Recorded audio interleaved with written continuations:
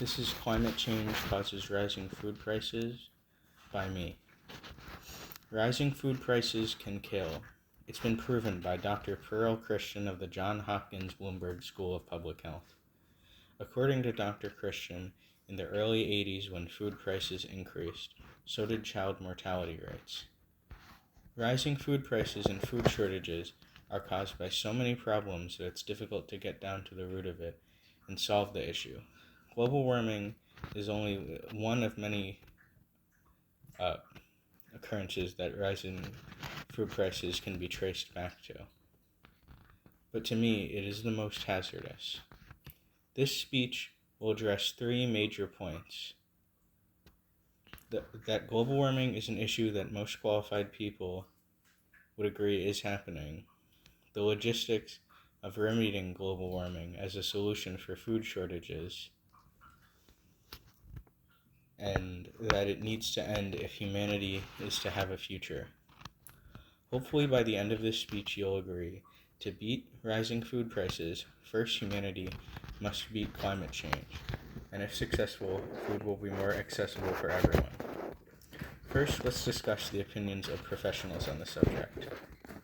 There's hardly a professional living that would express that global warming isn't an issue, such as Professor Natasha Wilgar, Dr. Carmen Margetta, and Professor Zvonimir Glasnovic, who are all climate experts that treat the issue with utmost urgency.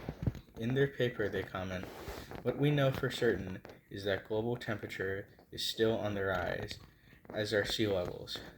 Rising sea levels and increasing temperatures mean more farmland will be destroyed, though through either drought or flood." While the topic is discussed less often, there are plenty who still analyze the effects of climate change on food supply,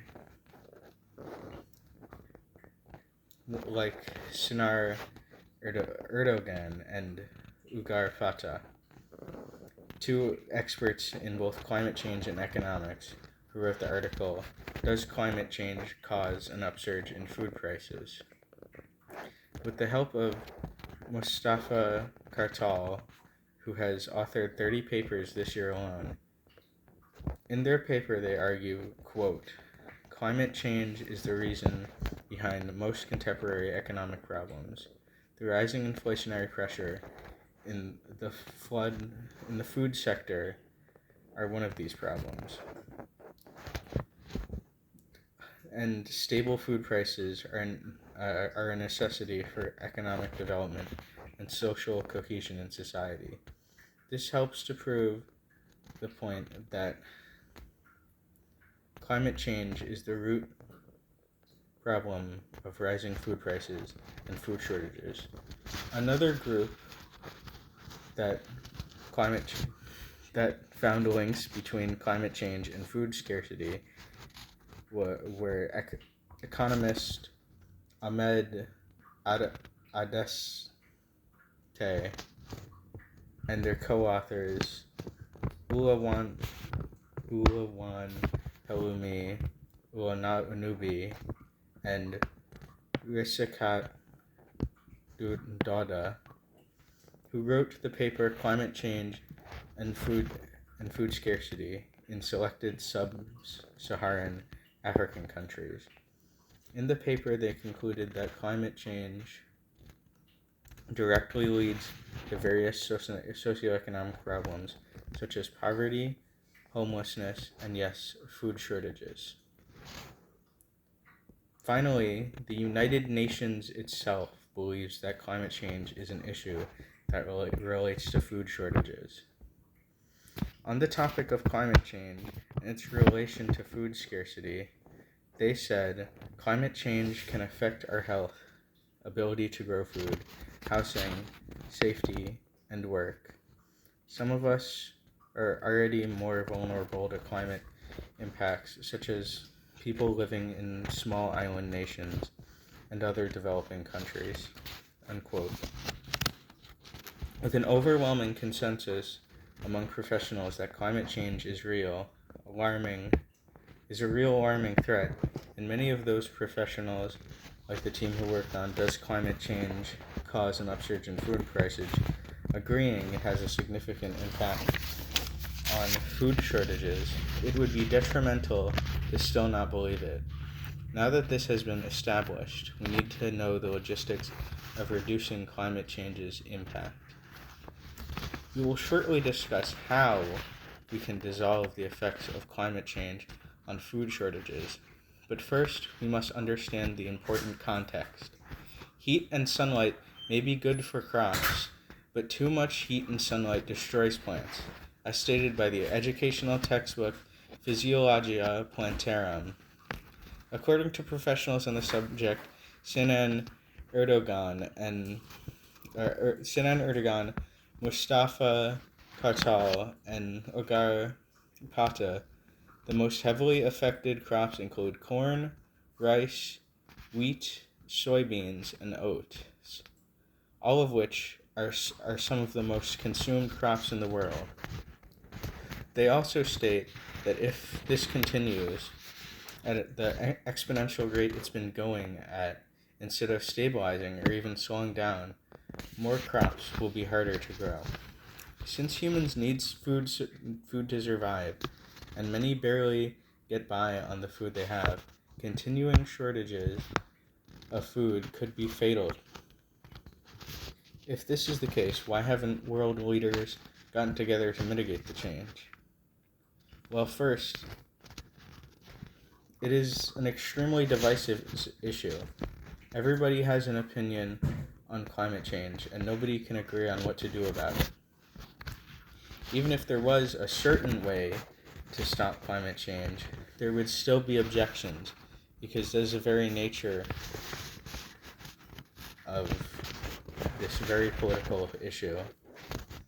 What could be done is upgrading current technology and developing new technology. Much of current technology relies on forms of energy that are harmful to the environment, like fossil fuels, when they could be switched to cleaner sources of energy like wind, solar, and hydroelectrics, which is suggested by the scholarly article Humanity Can Still Stop Climate Change by implementing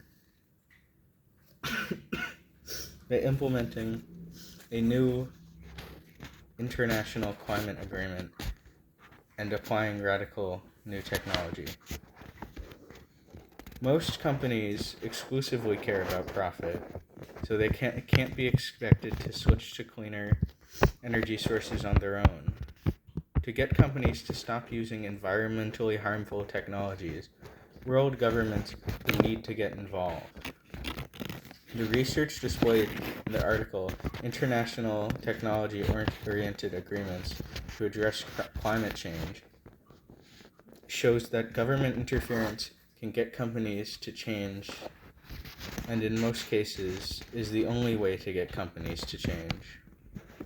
Outside of these companies, what can the farmers themselves do to have a positive impact on both climate change and food shortages? Farmers can choose not to sell their crops to companies that they believe are doing more harm to the environment. They can choose to switch to gas-powered vehicles. They can choose to switch from gas-powered vehicles to electric ones. They can go on protests and ask the government to create laws to prevent climate change, or even ask to be provided with more environmentally friendly technology. Unfortunately, companies aren't going to listen to the average person, farmer or not, until it starts hurting their profits. In some cases, people have no choice but to buy a company's products to get by. So government interference is the best way to facilitate change.